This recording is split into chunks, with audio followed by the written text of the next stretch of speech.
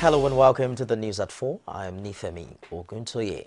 The Senate has adopted an open screening and confirmation of the first batch of ministerial nominees sent by President Muhammadu Buhari to serve in his cabinet. Senate President Bukola Saraki disclosed on Saturday that members of the general public would have the opportunity to send in questions they would like to ask nominees by forwarding to their senators using the hashtag ministerial screening. He further disclosed that the proceedings will be streamed live on the National Assembly website www.nas.gov.ng and www.senate.gov.ng. The screening process was set to create an avenue, is expected rather, to create an avenue for Nigerians from all walks of life to partake in governance. Meanwhile, the ministerial nominees of President Muhammadu Buhari has raised many questions from Nigerians, especially the youth, as on the caliber of candidates that have been nominated. Emmanuel Ajayi has details in this report. As proposed ministers set for screening by the Senate, Nigerians are calling on the administration of President Muhammadu Buhari to take proper consideration on having more of the youth in his cabinet. The president could only come up with the list of old people whom we've known before. There is no name in that list that is new to Nigerians. And to worsen the matter, there was none of them that is below 50 amongst them. They are old men. We are really expecting youth, because if youth should not be there, that means we are totally disenfranchised. We are just recycling the old politicians, and that is not good for the country. The youth, when this old politician now expires, maybe they are 80, and we now need the youth. The youth cannot start from anywhere because we are not giving them the opportunity. For his part, these Nigerians believe that the first set of ministerial nominees is called the thank you list of the president, especially for those who have worked successfully during the campaign era of the APC. We have all seen the thank you list. That is how I attack this list now. This list now is thank you list that Mr. President is thanking those who sponsored him to the presidency. We are now waiting the real list, because the country wants technocrats and the youths to come and serve this country, not recycled oldies. The age factor was brought to bear of who becomes a better minister. However, for this Nigerian, he is of the view that age is not a barrier on the appointment of ministers. Nigeria, right, as far as we are concerned, we are not too particular about who becomes minister, whether the age of who becomes minister, but it's about the service that person is coming to render. As Nigerians expect more appointments from the president of Nigeria, it is hoped that his administration will cut across all age factor. Emmanuel Ajayi, CoreTV News, Lagos. Residents of Kaduna State are still divided over the decision by some individuals to lodge a protest against the ministerial nomination of Amina Mohammed, who, while many believe that she should not be representing the state in the cabinet because she's originally from Gombe State, others insist that President Buhari has every right to choose who he wants in his cabinet. Well, the modalities are right, and as far as I'm concerned, we live to see. Until we see them how they handle it on Tuesday, we'll be able to say we are satisfied or not. But we still have a problem with the list itself. The government that came in through change should not be seen hobnozzing with people that actually were anti-change. Audogbe was first screened by the father of the Senate president in the early during Shagari's time, just for the same Audogbe to come back after 30 years to be screened by the son of the person that screened him 35 years ago. I don't see anything that the Senate will want to do that is new.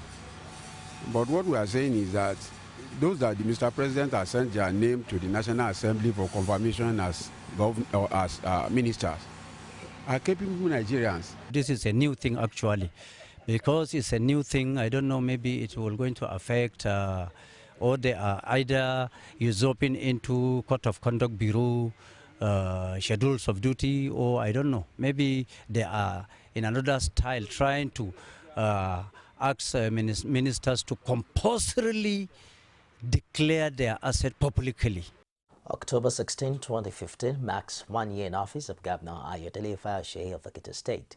In celebrating the week-long event, ministerial briefing was held by various ministries presenting the scorecard in the last 1 year.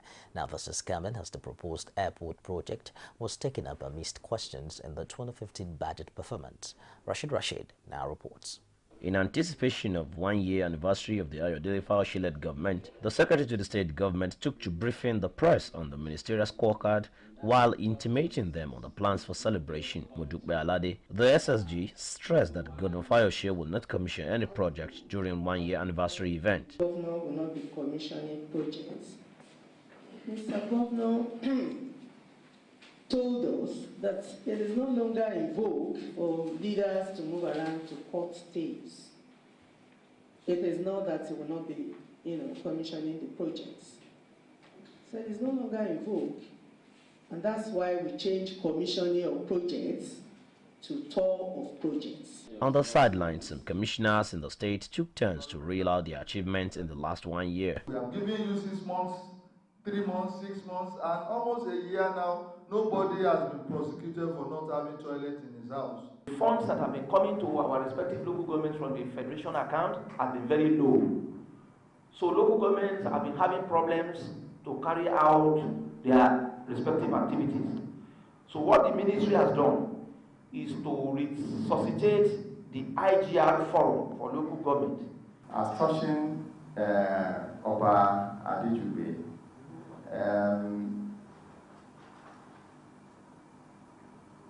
we are putting our house in order on that. It is meant to serve the people of Ekiti State at secondary level. And it's been there, it's been fully, built and completed. So it's just for it to be equipped. The issue that got everyone interested was the proposed airport project, which had been predicted to run the state bankrupt. The gathering was keen on how the government seeks to raise the funds to facilitate such project. All that we need to do is to ensure, through the help of senators in Abuja, the people in the House of Representatives, that it is included in the next year budget of the federal government. The week-long event is expected to see the governor on a statewide tour of projects with a grand dinner to cap the celebration. Rashid, CoreTV News, Ado Ekiti. Former governor of Bayelsa State, Depre Alamesia, is dead. A family source told CoreTV News that he died at the University of Port Harcourt Teaching Hospital on Saturday. He was said to have had diabetes and high blood pressure. A prominent Ijaw leader who had initially told CoreTV News that the former governor was recently on life support also confirmed this death. Lamesiaga was recently back in the news after reports emerged that the British authorities were determined to revisit his money laundering case. He would have been 63 on November 16. Meanwhile, Bayelsa State Governor Henry Siriaki Dixon has reacted to the sad news of the sudden death of Chief Dimitre Alamisia, the first elected civilian governor of the state, describing him as a personal loss to him, the government, and the people of the state. The Bayelsa State government also commiserated with his wife Margaret, his immediate family, the Alamisias, the entire people of the state, noting that the Ijaw nation has lost a rare gem. We'll take a break now, and I'll be back with more stories. Don't go away. Every day, every hour, and every minute, news break in Nigeria. Things happen so fast, it's most times difficult to track and comprehend them. But that's what we do right here on Digi360. 2015, would you want to come back again? It's like asking Jesus Christ if he knew he was going to die, will you want to come back as the savior of the world again? We do not just help you track the stories, we break them down, explore all the angles, analyze the issues so that you can fully comprehend the stories and use them to make the right decisions.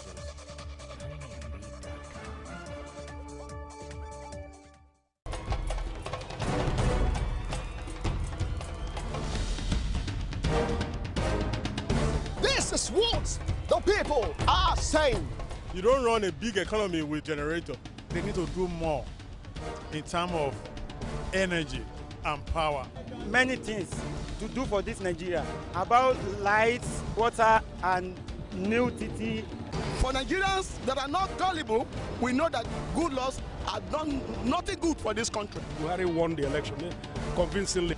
Talk to her husband that you should keep promise about what you said, and because people are watching you, you know, another election is coming. Because some people will stand for Yoruba land, will be strong man, we don't die. This nation is moving forward. The best is going to take place. The people giving voice to the voiceless. You're welcome back. You can get all of the top stories on any of our social media platforms. On Facebook, it's facebook.com/CoreTV News. Our Twitter handle is at CoreTV News NG. We're streaming live on YouTube. It's youtube.com/CoreTV with a space and news.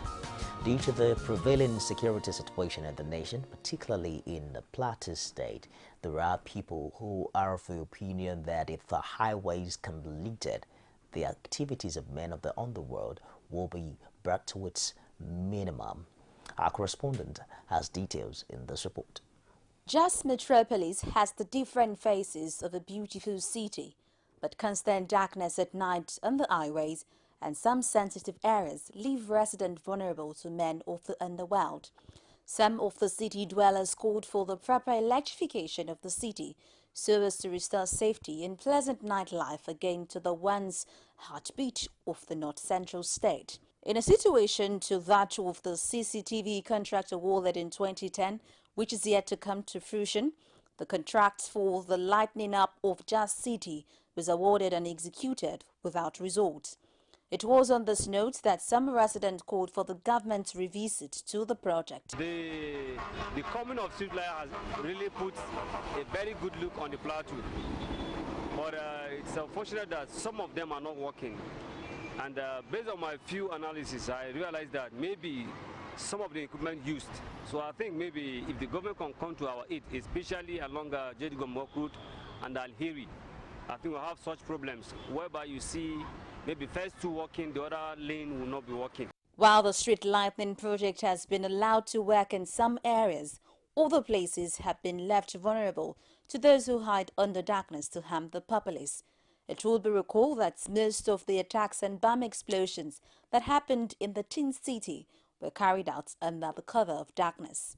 Where I reside presently, there is a street light there, which is in senior staff quarters, University of Jos. That's the ring road. There's street light, and it's effective when you drive in the night. Even without on your light, on your torch, I think it's nice and it's safer. The ongoing project will continue, and the other projects like the new, like the operation potholes field, they must also go on. So we are leaving no stone unturned to ensure that there is a better plateau than. Every responsive government takes the issues of safeguarding lives and property as its cardinal responsibility. As several states across the nation are lightening up the street, it is hoped that Plateau State government rise urgently to the situation.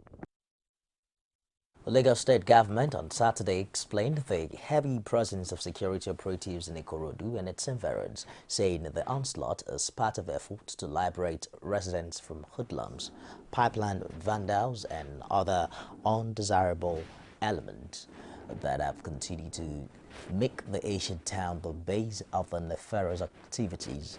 Briefing journalists after an emergency security council meeting, State Commissioner of Police Fatayo Osheni said government was committed to ensuring that the hoodlums terrorizing Ikorodu, disturbing the peace in the town and making life unbearable for residents do not have a field day any longer. He said security surveillance will be carried out 24 hours throughout the week. International Day for the Girl Child is celebrated every 11th of October in recognition of the importance of investing in the girl child. Speaking on the sidelines of this occasion, two Lagos State public affairs analysts have condemned the increase in the abuse of the girl child. The legal system, I'm always very upset when people talk about human rights. Nobody, and people always forget, there's a Bill of Human Responsibilities too. But everybody will talk about Bill of Human Rights, but they don't talk about Bill of Human Responsibility. And I think the legal system must deal with the matter more vigorously. Most of these rapists are suffering from acute psychological problem arising from maybe spiritual problems or inferiority complex, maybe complex issues, or for ritual purposes. I can assure you that 60% of these rape cases are ritual, purposefully inclined, especially when a 72-year-old man will be running after a 3-year-old girl. Don't you know that it has an ulterior motive?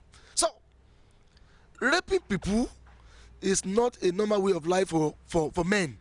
But for those men that perpetrate it, that get involved in it, I think they need psychiatric attention.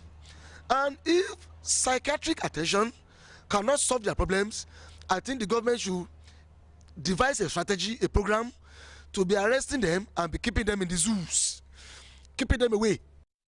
The Pentagon is to pay compensation for those killed and injured in a U.S. strike on Medicine Sans Frontiers Hospital in northern Afghanistan. At least 22 staff and patients were killed in the bombing in the city of Kunduz a week ago. The U.S. has said the strike was a mistake and it was trying to target Taliban insurgents. MSF has called the attack a war crime and called for an international committee to investigate the matter. Now, thousands of people have gathered in the center of Turkey's capital, Ankara, to pay tribute to the victims of bomb blast which killed at least 95 people. Brief skirmishes broke out between the crowd and the police after some mourners tried to lay carnations at the site of the bombings. There was anger towards the government, whom protesters blame for security failures, but the government has rejected suggestions that it was to blame for the bombing. Prime Minister Ahmet Davutoglu said there is evidence that 2 suicide bombers had carried out the attack. Turkey has declared 3 days of mourning after Saturday's attack, the deadliest ever in Turkey. The attack at a peace rally left 245 people injured, with 48 of them in serious condition. People are now concerned about the escalation of violence and about maintaining security ahead of a rerun of June's inconclusive parliamentary elections due to be held in 3 weeks' time. The blast took place near the city central train station as people gathered for a march organized by leftist groups demanding an end to the violence between the Kurdish separatist PKK militants and the Turkish government. The Iraqi military says its air force struck a convoy of Islamic State leader Abu al-Baghdadi in western Anbar province close to the Syrian border on Sunday. The military statement added that the fate of the militant leader, who has declared himself the leader of a caliphate in areas his ultra-hardline Sunni group controls in Iraq and Syria, is unknown. The military said the Air Force also bombed a location near Baghdad and was planning to meet Islamic State's commanders. Islamic State has seized swaths of Syria and Iraq in June, declaring a caliphate over territories it controls. Baghdad said it had accepted oaths of allegiance from supporters in Libya, Egypt, Yemen, Saudi Arabia, and Algeria. And that wraps it on the news this hour. Thank you for watching. I am Ifemi.